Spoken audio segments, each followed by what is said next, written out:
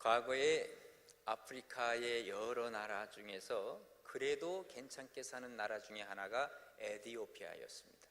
우리나라 6.25 전쟁 때 우리나라에 군인을 보냈던 유엔 참전국이었습니다. 그때 당시만 해도 그들에게 큰 명절, 최고의 명절이 뭐냐면 마스칼이라고 하는 명절이었습니다. 그런데 이 명절은 어떤 날이냐? 십자가를 재발견하자 하는 의미의 명절입니다. 그런데 오늘날은 이들이 이런 모든 의미를 다 잃어버렸어요. 지금 아프리카에서 형편없는 나라로 쇠퇴하고 말았다는 사실을 보게 됩니다. 예수님을 재발견할 수만 있다면, 또 예수님을 재발견하기만 한다면 우리의 신앙은 분명히 달라지고 하나님의 돌보심을 확실하게 받을 수 있다 하는 얘기입니다. 사순절이 어떤 기간입니까? 예수님을 재발견하는 기간입니다. 형식이 아니라 실제적으로 주님을 제대로 발견할 수만 있다면, 고통을 통해서 부활하신 주님을 묵상할 수만 있다면 우리의 인생은 분명히 달라질 것입니다. 오늘 예수님, 나의 예수님, 과연 그분은 어떤 분이신가를 보면서 우리가 은혜를 나누려고 합니다. 첫째로 우리 주님은 문제를 해결해 주신 문제의 해결자 예수님이십니다. 오늘 본문 17절에 보시면 그들이 예수를 맡음에 예수께서 자기의 십자가를 지시고 해골, 히브리 말로 골고다라는 곳에 나가시니, 그들이 거기서 예수를 십자가에 못 박을 때 다른 사람도 그와 함께 좌우편에 못 박으니 예수는 가운데 있더라. 자, 예수님은 빌라도에게 사형 선고를 받고 나서 십자가를 지고 어디로 가요? 골고다로 올라갑니다. 이 골고다라고 하는 이름은 바로 히브리 말로 골고다인데 뜻은 해골이라고 하는 뜻입니다. 헬란 말로는 갈보리 그럽니다. 그런데 왜 하필이면 골고다라고 하는 이름이 붙었을까? 그곳 장소가 이렇게 해골처럼 생겼대요. 또 하나, 그것은 무시무시한 장소이기 때문에 골고다라고 그렇게 불리우는 곳입니다. 그곳에 예수님은 강도들과 함께 십자가에 못 박혀 죽으셨습니다. 왜 예수님이 그렇게 강도들과 함께 십자가에 죽으셨는가? 예수님이 흉악범이라는 거예요. 그것도 강도들과 함께 최고로 흉악한 형틀에서 가운데에 매달려 죽은 것은 흉악범 중에서 최고의 흉악범이라고 하는 것을 얘기해주고 있는 것입니다. 사실은요, 영적으로 보면 이거 틀린 얘기 아닙니다. 맞습니다. 예수님은 최고의 흉악범임에 틀림이 없습니다. 왜 그런 줄 아십니까? 예수님은 우리 모두의 죄를 짊어지고 가신 분이기 때문에 그래요. 사실 저 한 사람의 죄만 하더라도 아마도 저는 죽어야 할 죄인일 것입니다. 그런데 저 한 사람의 죄만이 아니라 여러분 모두의 죄를 짊어지고 가시고 전 인류의 모든 죄를 짊어지고 가신 그 십자가이기 때문에 그 십자가는 흉악범이 지는 십자가임에 틀림이 없다고요. 그래서 우리 주님은 정말 우리의 가장 큰 죄의 문제를 해결해 주신 것입니다. 사실은 인간에게 있어 가장 큰 문제가 있다고 하면 그것은 분명히 죄의 문제일 겁니다. 그래서 죄를 지면 반드시 죽어야 됩니다. 성경도 말씀하십니다. 죄의 싹은 사망이라 그랬습니다. 주님이 우리를 대신해서 죽으셨습니다. 이것을 깨닫게 되면 그때부터 우리는 진정한 그리스도인이 되는 것입니다. 어떤 아이가 남의 집 유리창을 깼습니다. 스스로 이것을 해결할 수가 없습니다. 그 주인집 아저씨가 그를 붙잡아 놓고 야 이놈하고 야단을 칩니다. 얘기를 듣고 엄마가 달려갑니다. 엄마가 가서 미안하다고 대신 사과하고 용서를 빌고, 그리고 아이가 무슨 돈이 있어요? 그러니까 그 엄마가 대신 배상을 해준 거죠. 이 아이가 엄마의 이 고마움을 깨닫고 알면 철든 겁니다. 그때부터 엄마와 아들과의 관계는 제대로 되어가는 것입니다. 그러나 아직까지 이 아이가 그것을 모른다면 아직은 철이 들지 못한 것입니다. 우리 예수님께서 나를 대신해서 죽으셨다, 십자가를 지셨다, 나의 가장 큰 문제를 해결해 주셨다라는 것을 알고 믿게 되면 그때부터는 진정한 그리스도인이 되기 시작한다, 그 얘기입니다. 여러분, 나의 가장 큰 문제를, 죄의 문제까지 해결해 주신 주님, 그렇다면 우리의 어떤 문제라도 해결받지 못할 문제는 없을 것이라 하는 얘기입니다. 사도 바울이 얘기합니다. 로마서 8장 32절에 보면 자기 아들을 아끼지 아니하시고 우리 모든 사람을 위하여 내어주시니가 어찌 그 아들과 함께 모든 것을 우리에게 은사로 주시지 아니하시겠느냐 그랬습니다. 그 전에 우리 교회에서 차를 살 때 보니까요, 그 차를 사는데 거기서 선물로 내비게이션을 하나 끼워주더라고요. 근데 그 내비게이션을 살려면 얼마나 되냐? 한 20-30만 원 되는 거예요. 그 비싼 걸 거저주더라고요. 왜 그런지 아십니까? 차값은 그거에 비하면 엄청나게 크기 때문에 그렇습니다. 우리의 엄청난 죄의 문제를 해결해 주시기 위해서, 이 문제를 해결해 주시기 위해서 십자가에서 죽으신 주님께서 어떤 문제를 해결해 주시지 않겠느냐 그 얘기입니다. 그러기에 예수님은 우리의 모든 문제의 해결자 되시는 예수님이라고 우리는 얘기할 수 있는 것입니다. 우리가 주님을 묵상하는 사순절 기간 동안에 무엇을 묵상합니까? 바로 예수님의 십자가 죽으심을 묵상하는 거예요. 정말 최고 잔인한 형틀이 바로 십자가입니다. 십자가는 어떻게 시작이 됐는지 아시죠? 저 페르시아에서부터 시작을 했습니다. 페르시아 사람들은요, 땅을 신성하게 생각을 했습니다. 그래서 죄인을 이 땅에서 죽이면 땅이 불결해지고 더러워진다고 해서 이 죄인들을 죽일 때, 사형을 할 때 그냥 땅에서 죽이지 아니하고 땅에 닿지 않도록 높은 데 달아서 죽이던 것이 바로 십자가 형틀의 시작이었다고 얘기를 합니다. 거기서 사람이 죽고 나면요, 그 다음에 시체를 내려오지 않습니다. 아예 거기에다 놔두면 그야말로 지나가는 새들이 그 시체를 다 파먹게 되죠. 그리고 나서 그저 버리는 것입니다. 그래서 성경에도 보면요, 로마 시민권자는 절대로 아무리 흉악한 죄를 범해도 십자가로 죽이지 않습니다. 누구를 죽이느냐? 노예나 식민지 사람들만 죽이게 되어 있는 것이 십자가 형틀이었습니다. 그런데 바로 우리 주 예수 그리스도께서 이 십자가에 죽으셨습니다. 왜? 우리의 죄악이 그만큼 크다는 것입니다. 예수님의 십자가는 우리 모든 죄악의 문제를 해결한 십자가입니다. 그러기에 우리는 이것을 믿어야 됩니다. 믿으면 그것이 곧 나의 죄악의 문제만 해결할 것이 아니라 나의 모든 문제를 해결해 주는 십자가로 변화되는 것을 우리는 보게 되는 것입니다. 우리가 가끔 착각을 합니다. 예수님이 뭔가 잘못을 했기 때문이 아닌가. 그래서 이사야서 53장 4절에 보면 그는 실로 우리의 질고를 지고 우리의 슬픔을 당하였거늘 우리는 생각하기를 그는 징벌을 받아서 하나님에게 맞으며 고난을 당한다 하였노라. 그가 찔림은 우리의 허물을 인하며 그가 상함은 우리의 죄악을 인함이라. 그가 징계를 받음으로 우리가 평화를 누리고 그가 채찍에 맞음으로 우리가 나음을 입었도다. 우리는 다 양 같아서 그릇 행하며 각기 제 길로 갔거늘 여호와께서는 우리 무리의 죄악을 그에게 담당시키셨도다. 이제는 우리가 문제를 주님의 십자가 앞에서, 예수님 앞에서 이 문제를 해결하려고 해야만 합니다. 우리가 풀 수 없는 것들, 그러나 주님은 풀어주십니다. 주님은 해결하실 수 있습니다. 우리가 세상에 살면서 참 불가능해 보이는 일들이 많습니다. 그렇습니다. 불가능한 일이 많습니다. 우리 인간적으로는. 그러나 우리 하나님 편에서 봐서는 불가능한 일이 없습니다. 그러기에 우리는 하나님 앞에 모든 문제를 가져와서 이 문제를 해결해 가야만 하는 것입니다. 어떤 때는 이해하지 못할 만한 일들도 있습니다. 하나님께 맡겨야 됩니다. 여러분, 화학 원소 중에서 나트륨을 NA라 그럽니다. 그리고 염소를 CL이라 그럽니다. 그런데 이 나트륨이나 염소를 그냥 먹으면 죽습니다.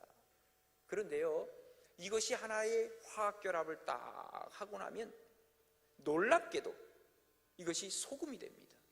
우리 인체에 도움을 주는 것입니다. 화학작용입니다. 어떻게 보면 이해가 안 됩니다. 그러나 이것이 되는 것입니다. 우리 주님께서 십자가에서 죽으셨다, 그것과 나의 믿음, 그것을 내가 믿는 것과 플러스가 되면 이게 바로 구원의 역사가 이루어진다는 거예요. 그리고 어떤 문제가 해결된다는 거예요. 이거를 믿으시면 아멘 하시기 바랍니다.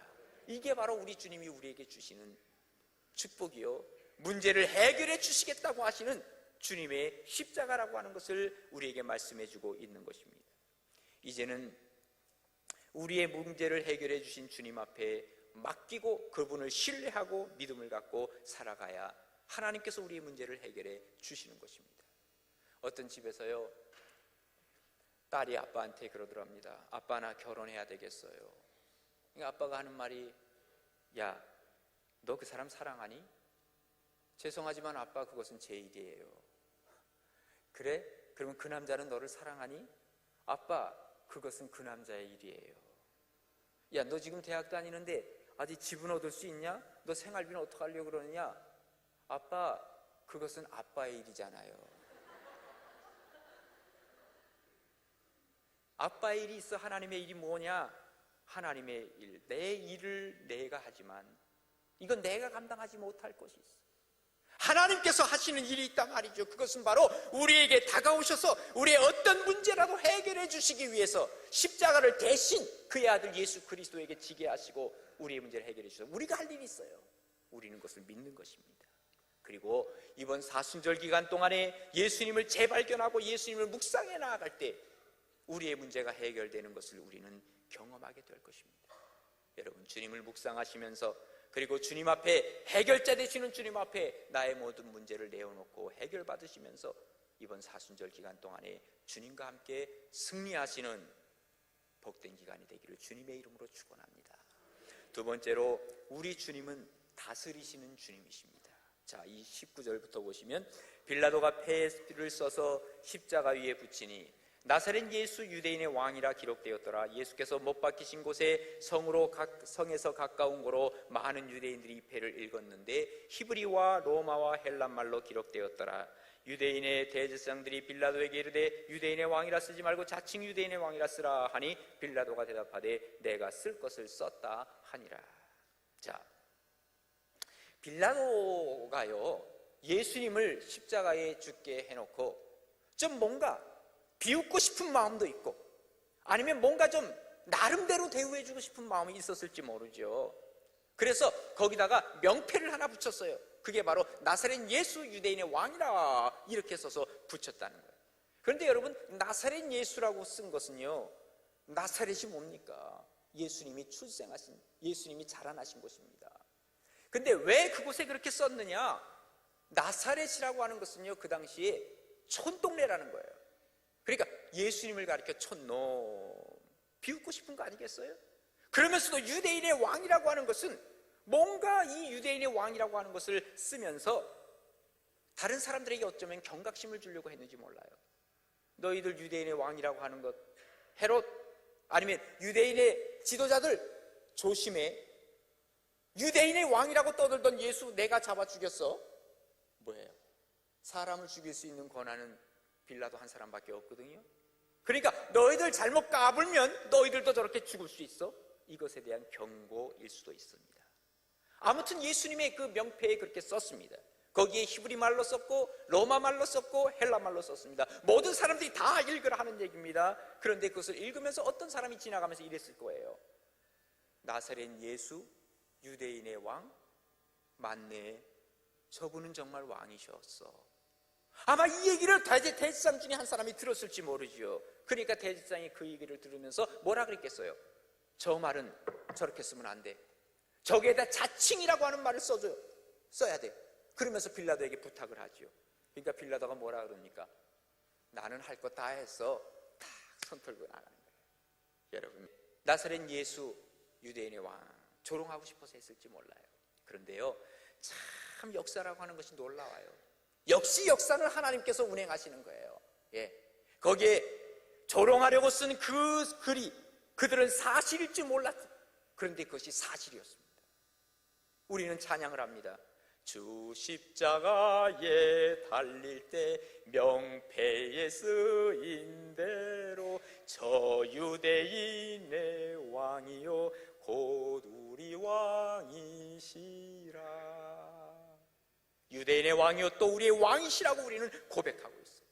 여러분, 여기 히브리 말로 로마 말로 헬란 말로 쓴 것도 참 의미가 있습니다. 히브리는 어떤 말입니까? 종교와 혹은 도덕의 대표성입니다. 헬란 말은 뭘 얘기를 합니까? 과학과 교양과 철학의 언어입니다. 라틴은 어떤 말입니까? 법과 행정의 언어입니다.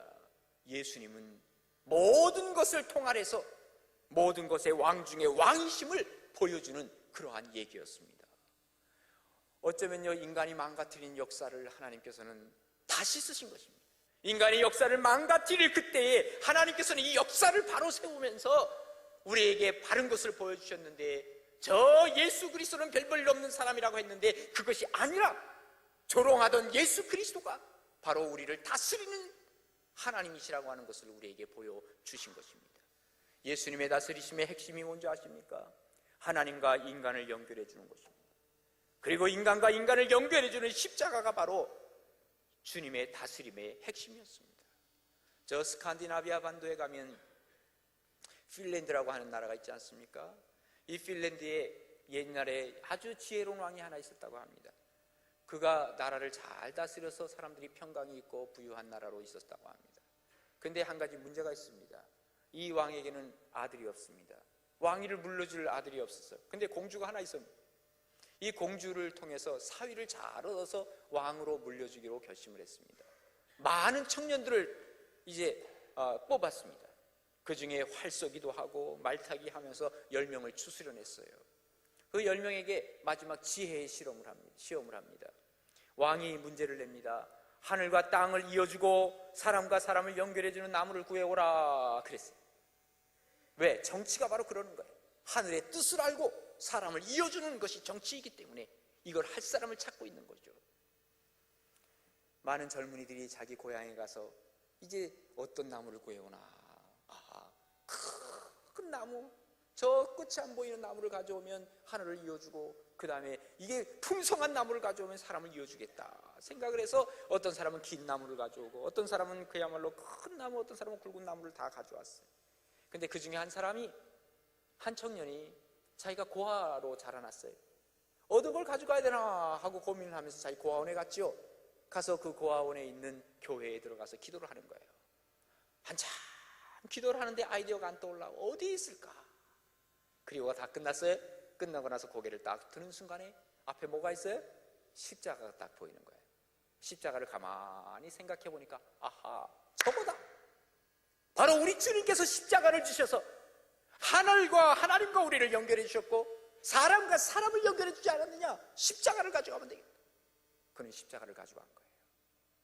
그가 왕의 사위가 됐게요? 안 됐게요? 안 됐으면 이런 얘기도 안 해. 왕의 자격이 바로 뭐냐? 왕의 자격은 하나님의 뜻을 분별하고 그리고 사람의 마음을 알고 서로를 연결해 주는 것이다. 여러분, 우리 주님은요, 왕 중에 왕으로서 세상을 다스리시는 분이에요. 그분 앞에 머리를 숙여야죠. 예. 나이팅게일의 묘비에 가면 이렇게 써 있답니다. 애국심만을 가지고서는 모자랍니다 라고 써 있답니다. 왜? 그는 박의 정신을 가지고 전쟁에 나가서 아군과 적군을 가리지 않냐고 부상병을 치료해 줬습니다. 그러다가 그는 간첩으로 몰리게 되었습니다. 결국은 그는 죽임을 당했습니다. 사실은 그를 이해하지 못한 것입니다. 그는 그 애국심보다도 더 높은 차원의 더 큰 그릇을 갖고 있었다는 사실입니다. 후진국이나 개발도상국에 있는 나라들은요, 자기네 나라만 잘 살리면 돼. 그러나 선진국이 되면 절대로 자기 나라만 살아서는 안 됩니다. 그때부터는요, 이웃에게 도움을 주는 나라로 바뀌어야 해요. 조금 더 하나님의 뜻이 무엇인가를 접근해 가는 것이죠. 3.1절 독립선언서가 대단합니다. 거기에 보면 사회 동포주의라고 하는 사상이 나오고 있습니다. 여러분, 우리 주님은요, 전 우주적인 다스림이십니다. 어떤 한 유대만 다스리는 왕이 아니시고 전 우주를 다스리는 하나님이시라고 하는 것을 우리가 묵상해 볼 필요가 있습니다. 그리고 우리가 그 하나님임을 고백하고 주님을 고백하며 살아가는 것입니다. 다스리시는 주님 앞에 복종할 줄 아는 사람, 이런 사람들이 진정한 그리스도인의 모습입니다. 예수님은 어떤 분이십니까? 다스리시되 나 자신을 다스리시되 우리 나라를 다스리시는 분, 다스리시되 전 우주를 통괄하시는 분, 이것을 우리가 묵상한다면 주님 앞에 겸손하게 머리를 숙일 수밖에 없는 것입니다. 이번 사순절 동안에 정말 주님을 묵상하시되 나를 다스리시는 주님을 묵상하시면서 주님 앞에 더 겸손하게 무릎 꿇을 줄 아는 복된 여러분 되시기를 주님의 이름으로 축원합니다. 세 번째로, 우리 주님은요, 모든 것을 주신 예수님이십니다. 자, 23절에 보세요. 군인들이 예수를 십자가에 못 박고 그의 옷을 취하여 네 깃에 나눠 각각 한 깃씩 얻고 속옷도 취하니 그 속옷은 호지 아니하고 위에서부터 통으로 짠 것이라. 군인들이 서로 말하되 이것은 찢지 말고 누가 얻나 제비 뽑자 하니 이는 성경에 그들이 내 옷을 나누고 내 옷을 제비 뽑나이다 한 것을 응하게 하려 함이로라. 군인들은 이런 일을 하니라 그랬습니다. 자, 예수님은 십자가에서 처절하게 죽으십니다. 그런데 바로 그 십자가 밑에 군인들은요, 서로 옷을 서로 갖겠다고 나누는 거예요. 그래서 겉옷을 서로 찢죠. 그래서 이쪽 한쪽, 이쪽 앞에 뒤에 아마 이렇게 나눴을 거예요. 넷으로 나눴어요. 왜? 군인이 4명이었거든 그 당시에. 이 한 조가 로마 군인은요 4명씩 다닙니다. 그래서 그때 예수님 못 박은 사람이 4명, 또 다른 강도들 못 박은 사람 4명 하면 전부 12명이 거기서 아마 군인들이 있었을 거예요. 근데 이 4명이 이 서로 옷을 그러다가 마지막 예수님이 남겨놓은 게 뭐예요? 속옷 하나밖에 없어. 근데 속옷을 벗겨가지고 이것을 찢어서 나누려고 하니까 이게 통으로 짠 거야. 찢을 수가 없어. 그러니까 야 이거 그냥 우리 제비 뽑아서 받자, 그런 거죠. 여러분, 왜 이렇게 했을까? 일단은 그 당시에 옷감이 비싼 거, 모직 기술이 없었을 때거든요. 그러니까 그 옷 하나가 사실은 굉장히 비싼 거야. 그 피에 쩔었을 거라고요, 주님의 옷이. 그럼에도 불구하고 빨아서 쓰면 되니까 그대로 그들은 그것을 가지려고 했던 거죠. 지금 저 북한이 말이죠, 물자가 하도 부족하니까 이 보급품이 없다는 거예요. 그러니까 말이죠, 이 사람들이 속옷을 입고 이거를 1년 동안 입나 봐. 예? 그러니까 이것 하나, 속옷만 좀 한번 갈아입었으면 좋겠다. 사람들이 이게 불평이 많다는 거예요. 그러니까 한번 군관 동무가 와서 그러더래요. 오늘은 속옷을 교체해 주갔어, 그러더래요. 그러니까 다들 좋아가지고 얼굴을 웃고 있는데, 자, 여러 동무들, 이제 동무들끼리 속옷을 서로 바꿔 입으라요, 그러더라고요. 바꿔 입긴 바꿔 입자고 하는 얘기인데요. 아무튼 주님의 그 속옷, 피 묻은 속옷이라고 하더라도 그것은 귀중한 거예요. 그러니까 서로 자기네가 가지려고 이렇게 제비 뽑았다는 거예요. 그들은 지금 예수님의 고통과 고난은 그 아랑곳하지 않아. 왜? 믿음이 없기 때문에 저분이 죽는 것과는 상관이 없습니다. 믿음이 없으면 그런 겁니다. 속옷까지 주신 것은 모든 것을 다 주신 것이요, 또 주님의 모든 존엄성과 모든 자존심과 모든 체면까지도 다 우리에게 내어주신 것을 의미하고 있습니다. 여러분, 가장 큰 수치가 뭐겠어요? 여러분, 가장 큰 수치가 뭐 같아요? 여러 사람들 앞에 발가벗기는 것입니다. 모든 거 다 벗기는 거예요. 그것만큼, 그거는요 모든 인간의 존엄성을 다 무너뜨리는 겁니다. 그래서 히틀러가 유대인들 잡아가지고 여자들을 완전히 확 발가벗겨가지고요 행진을 시켰다 그러지 않습니까? 완전히 인간의 모든 것들을 다 말살시키려고 했던 그 히틀러의 모습입니다. 예수님이 그러셨습니다. 자기의 모든 이 자존심과 존엄성과 모든 체면을 다 주고 피 한 방울 물 한 방울 아끼지 아니하시고 모든 것을 철저하게 주신 주님, 우리에게 가르쳐 주시는 내용이 있습니다. 우리가 주님께 배워야 할 것이 있습니다. 우리가 더 이상 움키려 하지 말고, 집어넣으려고 하지 말고, 좀 뭔가 나누려고 하고, 좀 뭔가 다른 사람과 함께 공유하려고 하는 이 정신이 그리스도의 정신이라고 하는 것을 잊지 말라는 거예요. 교회도 그래야 됩니다. 성도들도 그래야 됩니다. 나눠주는 삶입니다. 정말 예수님께서 십자가를 지실 때 모든 것을 다 주신 주님, 그렇다면 나는 주님을 위해서 무엇을 해야 될지 우리는 물어봐야 되지 않겠습니까? 생케비치라고 하는 사람이 쿼바디스라고 하는 이 작품을 통해서 노벨상을 수상했지요. 초기 기독교의 그 한 야사를 중심으로 해서 글을 썼습니다. 로마를 전도하던 베드로가 네로 황제의 탄압에 못 이겨서 그는 로마를 떠나려고 하고 있습니다. 앞비오라고 하는 그 가도를 정신없이 도망가고 있었습니다. 우리도 지난번에 그 앞비오 그 거리를 걸었는데요, 그때 주님을 만나게 되죠. 보니까 가시관을 쓰셨어요. 십자가를 지신 주님을 보고는 베드로가 뭐라고 얘기를 합니까? 쿼바디스 도미네, 주여 어디로 가시나이까 하니까 예수님이 뭐라고 대답합니까? 로마 시민을 위해서, 내가 떠난 로마 시민을 위해서 나는 두 번째 십자가를 지기 위해서 간다. 다시 나는 로마로 들어간다. 그런데 너는 어디로 가느냐? 쿼바디스 묻지 않습니까? 그때 베드로가 자기의 그 잘못을 깨닫고 내가 주님을 위해서 내가 죽으면 죽으리라 하고 다시 로마로 들어가서 거꾸로 십자가에 못 박아 죽었다고 하는 얘기를 기록하고 있는 거예요. 주님은 우리에게 물으시려고 하실 것입니다.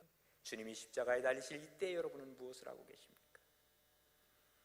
그 전에 러시아에 가니까요, 상트페테르부르크에 아르미타주라고 하는 그 박물관이 있어요. 세계 3대 박물관 중에 하나죠. 거기에 가니까 렘브란트가 그린 그림들이 꽤 많이 있는데 그 그림 중에 하나가 이런 게 있어요. 크루시픽션이라고 해서 십자가 형틀이라고 하는 제목인데요, 아주 생생하게 잘 표현했어요. 표정이나 이 조명빨이나 대단합니다. 그런데 그곳에 이 가장자리에 한 사람이 있는데 그 사람이 누구냐? 아주 그늘진 속에서 이렇게 예수님을 쳐다보고 있는 그 사람이 바로 렘브란트 자신이었습니다. 예? 자기가 그 현장에 있고 싶었던 일.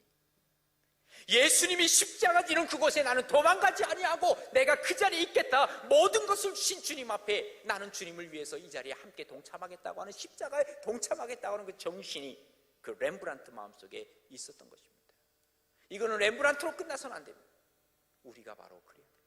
그래서 우리가 사순절 기간 동안에 내가 주님의 고난에 동참하기 위해서, 나는 그래도 주님이 주고 가시는데 내가 그 십자가 밑에서 옷이나 내가 가져가려고 하는 사람은 아닙니다. 최소한 그래야 되지 않겠어요? 주님의 고난에 함께 동참하시면서 모든 것 주신 주님, 나는 무엇을 나눌 수 있을지 여러분 한번 생각하면서 주님을 묵상하시는 이러한 사순절이 되어서 내 속에 그리스도가, 또 그리스도 안에 내가 거하는 복된 진정한 그리스도인의 삶이 여러분의 삶이 되기를 주님의 이름으로 축원합니다.